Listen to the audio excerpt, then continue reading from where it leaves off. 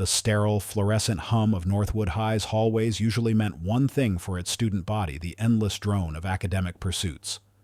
But for Alex, a brilliant, yet perpetually understated 16-year-old, it was a constant reminder of the chasm that separated him from his peers. Northwood was a bastion of suburban affluence, a place where designer backpacks and brand-new sneakers were the unspoken uniform.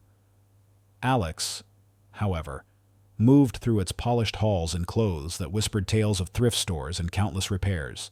His jeans, patched at the knees, and his faded, well-worn t-shirts stood in stark contrast to the gleaming newness around him.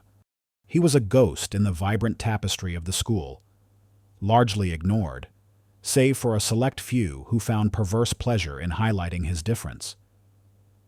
Kevin, the school's golden boy, captain of the football team, blessed with a movie star smile and a legion of devoted followers, was Alex's chief tormentor. Kevin saw Alex's quiet demeanor and simple attire as a personal affront, a challenge to the established hierarchy. His mockery wasn't loud or overt, but a series of calculated jabs, whispered comments, and pointed snickers that chipped away at Alex's already fragile sense of belonging. "Look at the homeless millionaire," Kevin would quip, loud enough for Alex to hear, eliciting snorts of laughter from his entourage. Alex would just clench his jaw, his gaze fixed on the scuffed linoleum, a silent plea for the ground to swallow him whole. His world revolved around his studies, his sanctuary from the constant hum of ridicule. Each textbook page devoured, every complex problem solved, brought him closer to his singular, burning aspiration, an Ivy League scholarship. This wasn't just a dream. It was his family's lifeline. His mother, a resilient woman worn thin by endless hours of cleaning houses, and his father, whose hands ached from manual labor, poured every ounce of their meager earnings into keeping a roof over their heads. An Ivy League acceptance, fully funded, represented the only escape from the relentless cycle of poverty that had chained his family for generations. He carried their hopes like a precious, fragile burden. One blustery Tuesday afternoon, the usual lunchtime chaos in the cafeteria took a darker turn. A younger, scrawny freshman, barely tall enough to see over the serving counter, fumbled his tray, sending a cascade of mashed potatoes onto the pristine sneakers of a senior football player, one of Kevin's less intimidating but equally unpleasant friends. The senior bristled, his face reddening, and lunged forward, ready to retaliate. The freshman, wide-eyed and trembling, cowered, expecting the worst. Alex, who had been silently eating his meager packed lunch in his usual secluded corner, observed the scene. A familiar knot of dread tightened in his stomach. He knew that feeling of helplessness all too well. His mind raced, calculating options. He could look away, as most of the other students were doing, absorbed in their phones or conversations. It was the safest option, the one that kept him invisible. But something in him rebelled.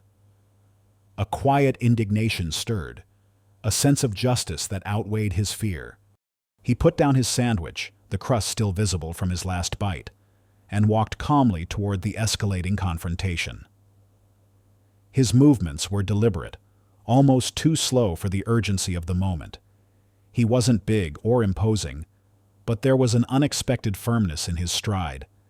He stood between the senior and the terrified freshman, his voice, though soft, cutting through the rising tension. "Hey," Alex said, his tone surprisingly steady. "It was an accident. We can get it cleaned up." The senior paused, surprised by the unexpected intervention, especially from the school's resident nerd. He scowled at Alex. "Mind your own business, rag picker," he sneered, using one of Kevin's favorite epithets. Alex didn't flinch. His eyes, usually downcast, met the senior's gaze with an unwavering intensity that seemed to disarm the bully. "It is my business when someone's about to get hurt," he replied, his voice still low but carrying a surprising weight of conviction. He then gestured towards a nearby cleanup station. "There are paper towels and water over there. Accidents happen. Let's just fix it." The unexpected composure, the quiet defiance, seemed to deflate the senior's aggression. The bully hesitated, then, with a huff of annoyance, stomped off towards the cleanup station. The freshman, still trembling, looked at Alex with wide, grateful eyes. "Thank you," he whispered. Alex merely offered a small, reassuring nod, a fleeting, almost imperceptible smile touching his lips. This small act of selfless courage, a save-the-cat moment in its purest form, subtly showcased Alex's quiet strength and an inherent goodness that belied his outcast status. It was a glimpse into the depth of his character, ensuring that the audience would instinctively root for him. As he returned to his corner, Alex discreetly adjusted the sleeve of his worn, patched-up jacket. Beneath it, barely visible, was a small, intricately embroidered patch on the inner lining. It depicted a highly stylized, almost abstract constellation of stars. It was a detail so minute, so hidden, that no one would ever notice it. It was a secret emblem, a reminder of a forgotten gift from his grandmother, a brilliant amateur astronomer who had once taught him to memorize the night sky and to see patterns where others saw only chaos. This patch, an almost invisible thread connecting him to a forgotten talent for complex pattern recognition and an insatiable curiosity, was a subtle hint at a unique past, a seed of curiosity planted for the reader, hinting at the depths of intellect and resilience that lay beneath his worn-out threads. The deceptive calm of Northwood High's atmosphere shattered during the annual fall assembly. The gymnasium, usually a stage for basketball games and pep rallies, was packed, its bleachers groaning under the weight of hundreds of students. The air crackled with forced cheer and the anticipation of a mercifully short event. Alex, as always, sat near the back, a strategic choice to minimize his visibility, his worn backpack resting beside him on the polished floor. It was his silent companion, a repository of his textbooks, his dreams, and the patched constellation on its inner lining, a secret reminder of his grandmother's wisdom. Kevin, with his effortless charm and an air of entitlement that seemed to cling to him like an aura, was on stage, basking in the spotlight. He was giving a speech about school spirit and unity, a performance he delivered with practiced ease, his smile dazzling the faculty and most of the student body. From his vantage point, he spotted Alex in the back, a tiny, almost invisible figure in his faded clothes. A cruel idea, sparked by a flash of malice, ignited in Kevin's mind. This wasn't just about mockery anymore. It was about public annihilation, a theatrical display of his power over the school's social order. As the assembly drew to a close, a sudden, orchestrated commotion erupted near Alex's section. Kevin's closest cronies, acting on a silent cue, created a diversion, bumping into students and drawing attention away from their leader. Kevin, meanwhile, slipped off the stage unnoticed. He moved with the quiet stealth of a predator, weaving through the rows of departing students. His eyes fixed on Alex's backpack. Alex, caught in the flow of the exiting crowd, briefly turned his head to see what the commotion was. In that split second, Kevin reached Alex's backpack, which was momentarily out of his direct line of sight. With a smirk that stretched across his face, Kevin produced a thick, black, permanent marker. In bold, jagged letters, he scrawled "Future Homeless" across the fabric of Alex's worn backpack, adding a crude, caricatured drawing of a figure begging. Then, with a triumphant flick of his wrist, he tossed the defaced bag back to Alex, who caught it automatically, his fingers brushing against the still wet ink. Kevin lingered for a second, his eyes gleaming with a mixture of satisfaction and contempt, ensuring Alex saw him, before melting back into the crowd. His mission accomplished. Alex froze. The laughter and chatter of the dispersing students suddenly seemed to fade into a distant hum. His fingers traced the fresh, humiliating graffiti. The words burned into his skin, into his soul. It wasn't just a backpack, it was his lifeline, the vessel for his academic hopes, the symbol of his struggle. He looked up, his eyes wide, catching Kevin's triumphant smirk as the bully vanished behind the gymnasium doors. A wave of searing humiliation washed over him, hot and nauseating. The entire student body, moving around him like an indifferent river, seemed to be staring, their whispers turning into a roaring tide in his ears. He imagined their eyes on his defaced bag, their silent judgment confirming Kevin's cruel declaration. This wasn't just a prank, it was a personal attack, a deliberate shattering of his composure in front of the entire student body. It struck at the very core of his dignity. A profound, aching despair settled deep in his chest. He wanted to scream, to lash out, to disappear. The familiar urge to retreat, to curl into himself and become truly invisible, warred with a simmering, cold rage. The humiliation was unbearable, and for a moment he felt utterly, completely broken. But as the initial shock subsided, a new, unfamiliar sensation began to stir within him. It was a hardening, a crystallization of all the pain, all the slights, all the whispered insults he had endured. This wasn't just a push, it was a shove off a cliff.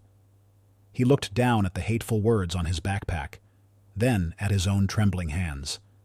He remembered his mother's tired eyes, his father's aching back, the quiet sacrifices they made. He thought of the Ivy League dream, their only beacon of hope. The incident was a brutal catalyst, a point of no return.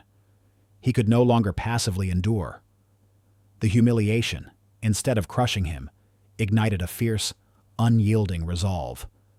The backpack, defaced and desecrated, became a symbol, not of his weakness, but of the battle he was about to wage. He would no longer hide in the shadows.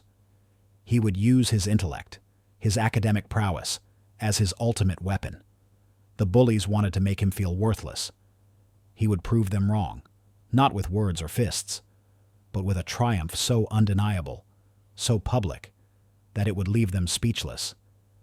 This personal attack awakened a dormant fire within him, transforming him from a passive victim into a determined warrior. His path had been set, irreversible now, and he was ready to walk it, no matter the cost. The defaced backpack became Alex's battle standard. He scrubbed at the hateful graffiti until his fingers ached and the fabric thinned. But the faint ghost of the words remained, a constant searing reminder. Yet, the humiliation that had threatened to break him now forged a new, unyielding resolve. He wouldn't just survive, he would conquer. His weapon wouldn't be fists or sharp words, but his mind, honed to a razor's edge. The Ivy League dream, once a distant glimmer, now blazed like a furious sun. He buried himself in his studies with an intensity that surprised even himself. His small, cluttered desk in the corner of his shared bedroom became his command center. Textbooks were devoured, complex mathematical proofs were solved late into the night, and essays were meticulously crafted and recrafted until every word resonated with precision and depth. He embraced the grind, finding a strange comfort in the relentless pursuit of knowledge. He cut out every extraneous activity, every moment that didn't serve his singular purpose. Sleep became a luxury. Meals were often forgotten, and his already sparse social interactions dwindled to almost nothing. His quiet demeanor deepened, not from fear, but from an almost monastic focus.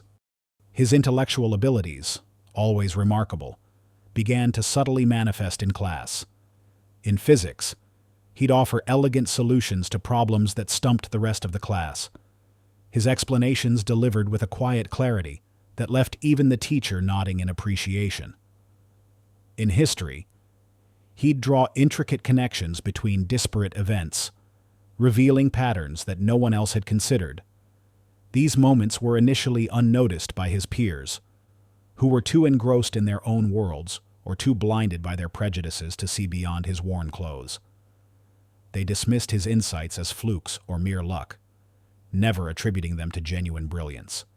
However, one person did notice: Mrs. Davies. his English teacher, was a woman with a keen intellect and eyes that missed nothing. She was a former Ivy League admissions officer herself, having seen thousands of hopeful students pass through her doors. She recognized the spark in Alex, the hungry curiosity, the quiet intensity that reminded her of the truly exceptional minds she had encountered. She saw past the frayed collars and patched jeans, glimpsing the profound intelligence beneath. She began to offer him extra reading materials, challenging assignments that stretched his intellect, and subtle words of encouragement after class. "Alex," she'd say, her voice low and warm, "your insights are truly remarkable. Keep pushing." She became his silent ally, a lone beacon of understanding in the sometimes hostile environment of Northwood High. Kevin and his cronies, however, were not so easily deterred. They noticed Alex's newfound quiet confidence, the way he carried himself with a subtle air of detachment from their taunts. It infuriated them, a challenge to their dominance. They intensified their verbal assaults, finding new ways to belittle him. "Still wearing your grandpa's hand-me-downs." "Alex," Kevin would sneer in the hallway, his voice dripping with condescension. "Guess some things never change. You'll fit right in at community college." His friends would snicker, echoing his contempt. They'd trip him in the hallways, accidentally spill drinks near his desk, or leave anonymous cruel notes in his locker, filled with childish drawings of him as a tramp.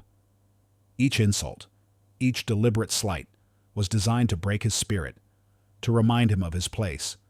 Yet, Alex channeled their negativity, transforming it into fuel for his ambition. Each cruel word, each sneer, instead of deflating him, solidified his resolve. It became a perverse motivation, a constant reminder of what he was fighting against. He wouldn't just get into one Ivy League school. He would apply to all of them. He would write essays that bled with raw honesty, highlighting his struggles and his unwavering determination. He would make his academic record so impeccable that no one, not even the most prejudiced admissions officer, could deny him. He saw the bullies not as tormentors, but as unwitting instruments, pushing him harder, strengthening his will. The tension in Alex built steadily as the application submission deadlines loomed. Nights bled into days, fueled by cheap coffee and an unshakable determination.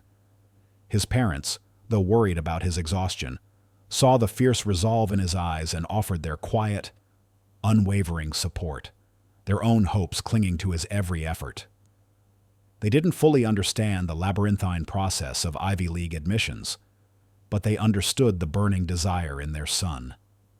The air around Alex crackled with a silent energy, a focused intensity that set him apart.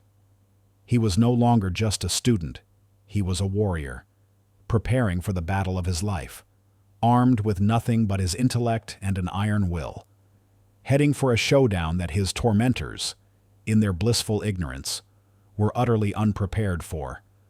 The application process, a grueling marathon of essays, recommendations, and standardized tests, culminated in the most daunting hurdle for Alex: the Ivy League interviews. Each invitation to interview felt like a dual-edged sword, a testament to his undeniable academic prowess, yet a stark reminder of the social chasm that separated him from the polished, privileged candidates he imagined. These weren't just conversations. They were symbolic battlegrounds, each one a test of his resolve, his intellect, and his ability to project confidence despite the constant whispers of inadequacy. His first interview was with Yale, held in a quiet, unassuming hotel conference room downtown. The interviewer was a stern-faced alumna, her eyes sharp and discerning. Alex walked in, his only interview outfit a slightly less faded button-down shirt and his patched jeans. Clean but unmistakably worn. He felt the weight of her gaze, knowing she was assessing more than just his GPA. He spoke about his passion for astrophysics, his independent research projects using public domain astronomical data, and his unique method of learning complex patterns, a subtle nod to his grandmother's constellation patch, though he didn't reveal its personal significance. He felt intensely alone in that room, the sole representative of his family's hopes. Navigating a world that felt entirely foreign. The pressure was immense, each thoughtful pause. Every carefully chosen word felt like a critical move in a high-stakes chess match. The bullying, far from diminishing, intensified as the interview invitations rolled in. Kevin, infuriated by Alex's inexplicable success, grew more aggressive. He saw the interview invitations as a direct challenge, a personal affront to his own unchallenged dominance. Still trying to get into those fancy schools. Alex. Kevin would jeer, his voice laced with venom, often in front of other students. They'll see those clothes and send you packing back to where you came from. You don't belong there. Loser. His cronies would echo his taunts, mocking Alex's quiet replies, trying to rattle his composure.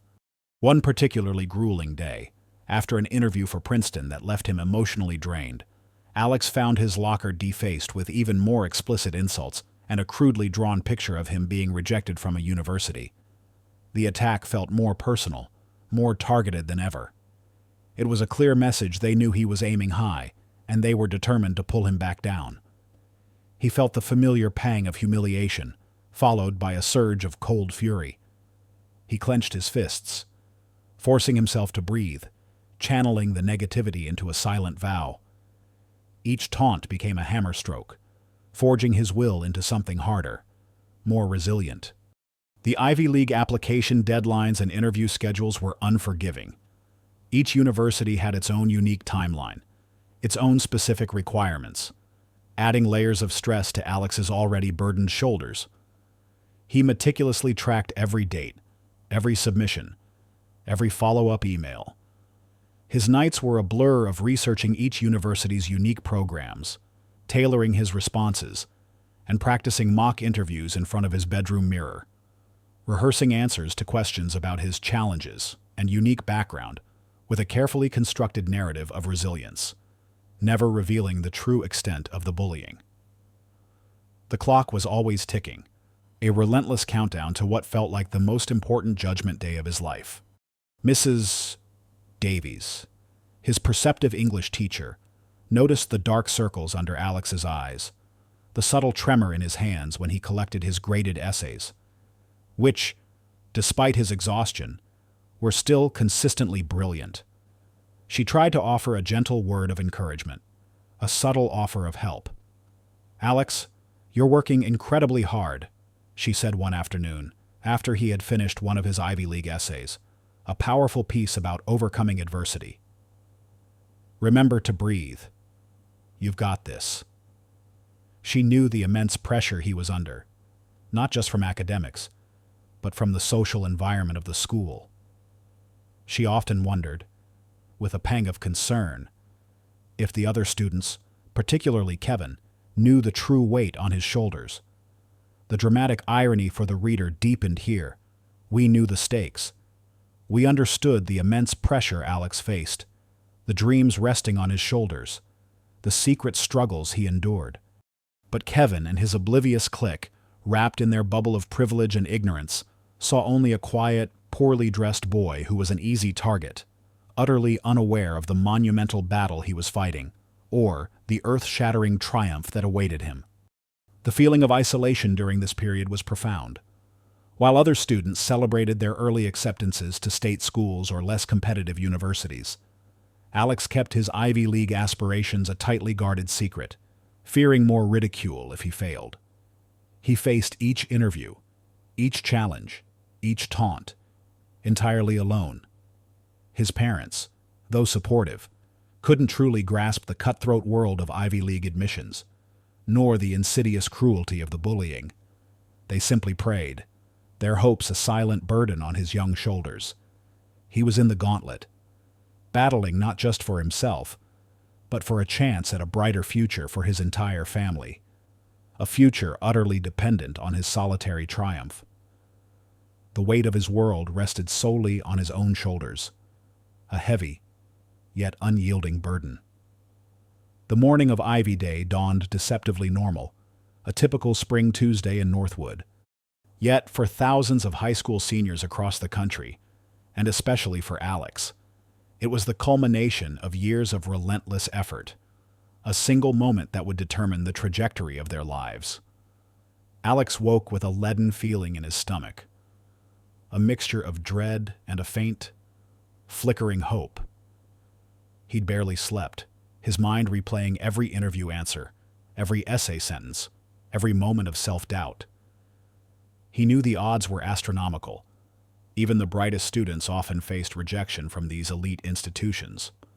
His worn clothes felt heavier than usual, each patch a reminder of the chasm between his reality and the gilded world of the Ivy League.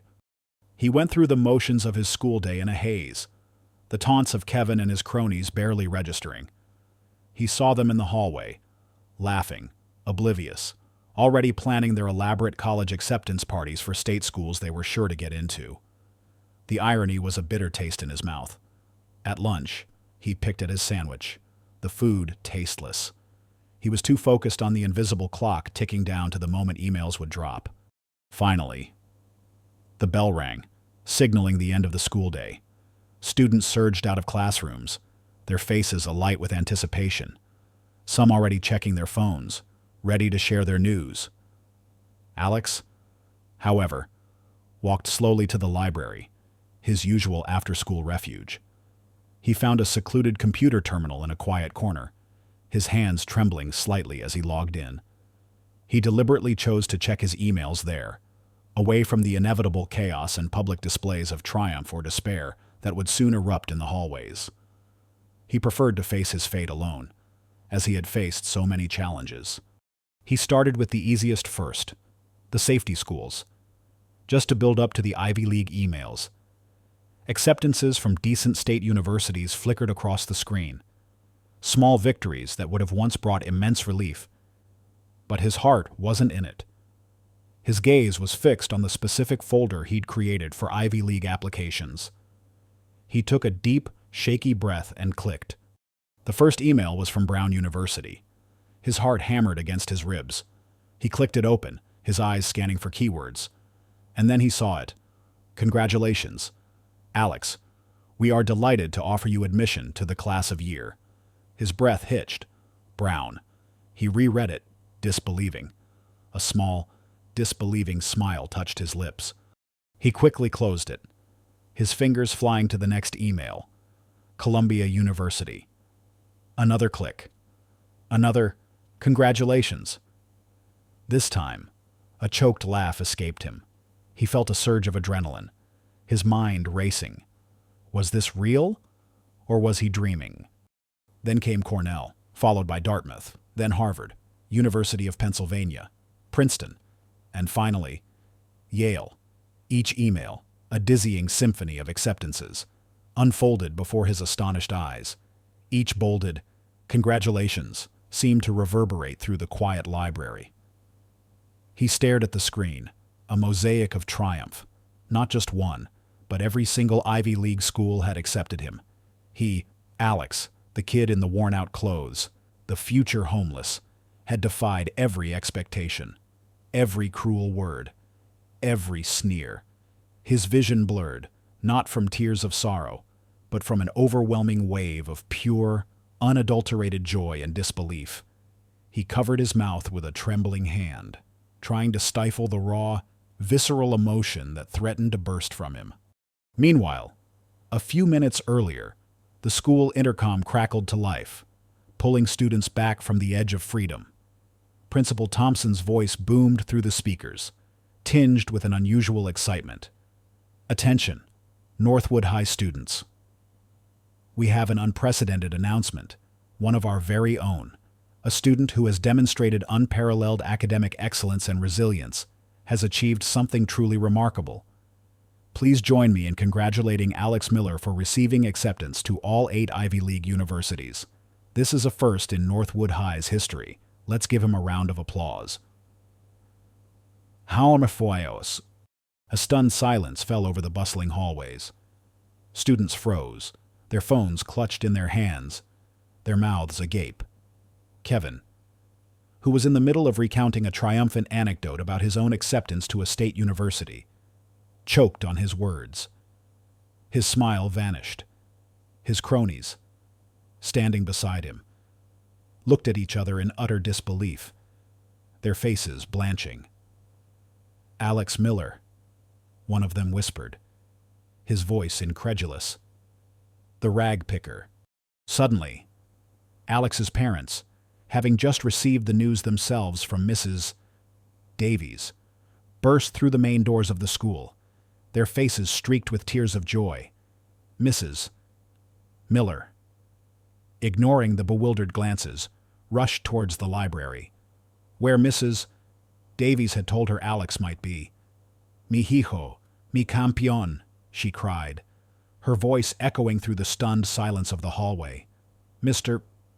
Miller, usually stoic, followed, a broad, teary smile plastered across his face.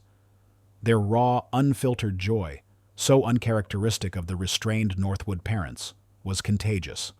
As Alex emerged from the library, still dazed, his parents enveloped him in a fierce, tearful embrace. Mrs. Miller stroked his hair, murmuring blessings in Spanish. Mr. Miller clapped him on the back, his eyes shining with pride. The worn backpack, still bearing the faint mark of the graffiti, was now irrelevant. The image of the humble family, openly weeping with joy, was a stark, powerful contrast to the polished composure of the other students. The collective reaction of the student body was a sight to behold. Whispers of skepticism turned into gasps of astonishment. Faces that had once held scorn now contorted with a mixture of awe, embarrassment, and outright shock. Kevin and his cronies, witnessing the scene unfold, stood frozen, their mouths agape, their minds struggling to comprehend the impossible.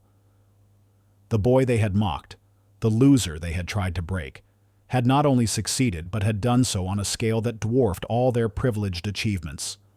Their faces, flushed with a mixture of humiliation and disbelief, were utterly speechless. The victory was complete, undeniable, and devastatingly public. Alex's vindication was absolute, a symphony of acceptances that had silenced the bullies and rewritten his destiny. The aftermath of Ivy Day at Northwood High was nothing short of a social earthquake. The news of Alex Miller's unprecedented achievement acceptance to every single Ivy League school rippled through the student body and faculty, dismantling the established social order. The very air seemed to hum with a mixture of awe, disbelief, and a palpable shift in respect. For Alex, the stunned silence of his bullies was a more profound victory than any loud cheer. Kevin and his main cronies, the orchestrators of Alex's public humiliation, found themselves swiftly facing the consequences. Principal Thompson, a man of quiet but firm principles, had heard the whispers, seen the subtle slights, and the final egregious act of defacing Alex's backpack. The Ivy League announcement was the final straw. Kevin, initially arrogant in his denial, soon crumbled under the weight of an official school investigation, corroborated by the brave testimony of the freshman Alex had protected, and even some students who had grown tired of Kevin's cruelty. Kevin was suspended for the remainder of the school year, stripped of his captaincy, and faced a mark on his permanent record that would undoubtedly complicate his own college applications. His once loyal clique, seeing the tide turn, quickly distanced themselves, leaving him isolated and facing the public humiliation he had so gleefully inflicted on others. The fall from grace was swift and absolute, a stark demonstration that malice, however subtle, eventually exacts its price. Among the other misguided bullies, those who had joined in the laughter or offered casual insults without actively participating in the deeper cruelty, a different kind of reckoning occurred. Many approached Alex with genuine remorse, their faces a mixture of embarrassment and a newfound respect. One day, during lunch, a girl named Sarah, who had often snickered at his clothes, approached him with a stammering apology. "Alex, I'm so sorry. I was awful to you. I didn't realize. I just followed everyone else. You deserve all of this." She offered to help him carry his books, a small gesture that spoke volumes. Alex, no longer burdened by bitterness, accepted her apology with a quiet nod, Understanding that not everyone who stumbled was irredeemable, he understood that true strength lay not in holding grudges, but in moving forward. Alex's choice of Ivy League school was a deliberate and meaningful one. After careful consideration, he chose Yale University. It wasn't just about prestige. It was about the strength of its astrophysics program, the opportunities for research, and, perhaps most importantly, the sense of quiet dignity he had felt during his interview there. It was a choice that honored his academic passion and his journey, a place where he felt he could truly thrive, unburdened by judgment. A few weeks after his decision, Alex sat with Mrs. Davies in her classroom after school, the late afternoon sun casting long shadows across the empty desks. She smiled, her eyes warm and proud. "Alex," she began, "I always knew you had it in you. But this is beyond impressive." Alex offered a rare, genuine smile. "I couldn't have done it without your support, Mrs. Davies. You were the only one who truly believed in me." Mrs. Davies chuckled softly. "You believed in yourself, Alex. That's the real strength. What does this mean to you now?" "All of it. The acceptances. The change in how people see you." He looked out the window, watching students walk by, their voices now filled with a different kind of murmur when they saw him. "It means freedom," he said, his voice thoughtful. "Freedom to pursue what I love, without having to worry about money, about my family. And it means proving that labels don't define you, that what's on the inside, the effort, the passion, that's what truly matters." He spoke of the countless hours of studying, the exhaustion, and how the bullying, ironically, had fueled his determination. He had transformed adversity into ambition, turning the negativity into a relentless drive for excellence. His family's financial struggles, the constant oppressive weight on their shoulders, began to ease almost immediately.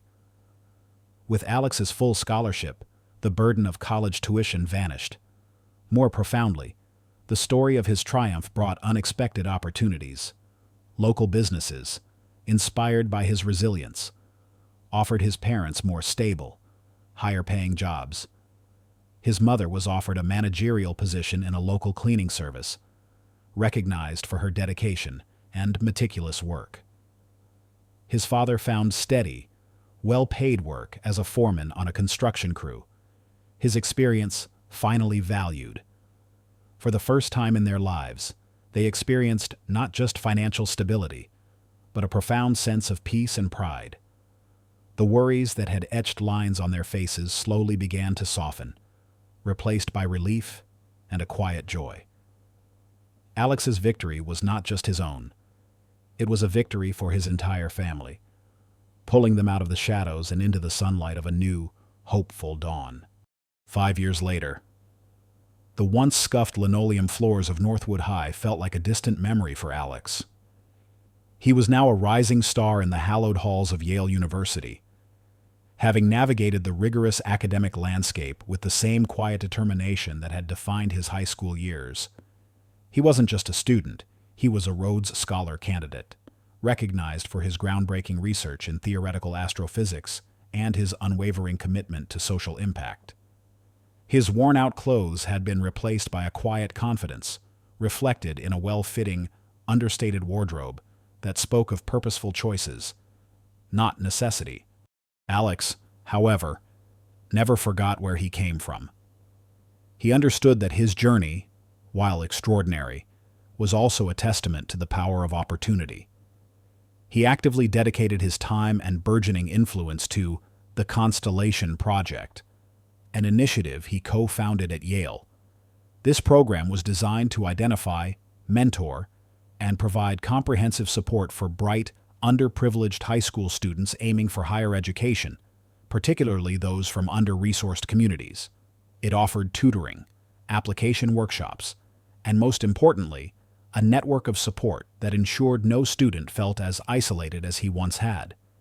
He often shared his own story, not as a tale of personal glory, but as a testament to resilience and the belief that potential should never be limited by circumstance. He believed in paying it forward, ensuring that the path he had blazed was now illuminated for others. Mateo, the younger student Alex had quietly defended in the cafeteria years ago, was now a shining example of the Constellation Project's success, inspired by Alex's silent act of courage and later by his incredible triumph. Mateo had excelled academically at Northwood High. He was a senior now, a top student, and was actively applying to Ivy League schools himself, with Alex as his personal mentor. He often wore a small, embroidered constellation patch on his backpack, a subtle homage to his hero and a reminder of the quiet strength that had saved him years ago. Mateo frequently volunteered at the Constellation Project, eagerly sharing his own story of being helped, embodying the ripple effect of Alex's kindness. Alex's family, once burdened by financial worry, now thrived in a quiet, comfortable stability. His mother, with a newfound sense of peace, had channeled her meticulous nature into a successful small business, providing high-end cleaning services to affluent clients. His father, healthier and happier, pursued his passion for woodworking in his spare time, creating beautiful, intricate pieces that adorned their now spacious and cozy home.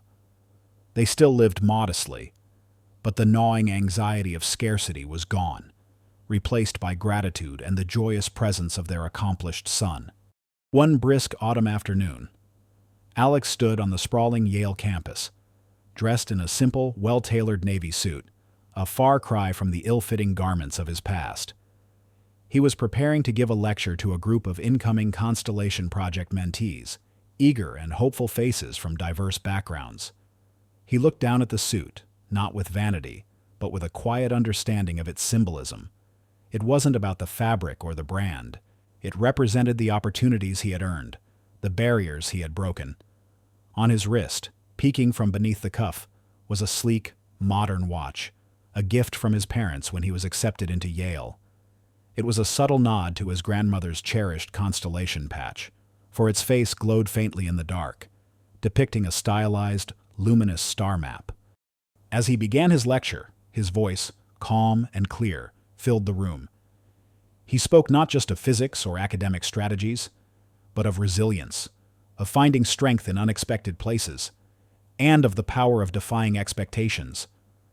The image of the future homeless, scrawled on his old backpack, was now a distant, almost unbelievable memory, swallowed by the monumental reality of his success. His journey was a testament that true worth isn't measured by the threads on your back, but by the fire in your spirit and the vast, unchartable constellations of your mind. He was no longer just a student.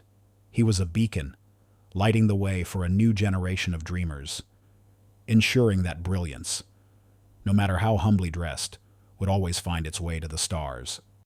If this story stirred your heart, if it reminds you that courage can alter destinies and that light always finds a path even in the deepest darkness, please leave a comment. Share this story with those who need inspiration. Like, subscribe, and hit the bell to never miss our upcoming stories.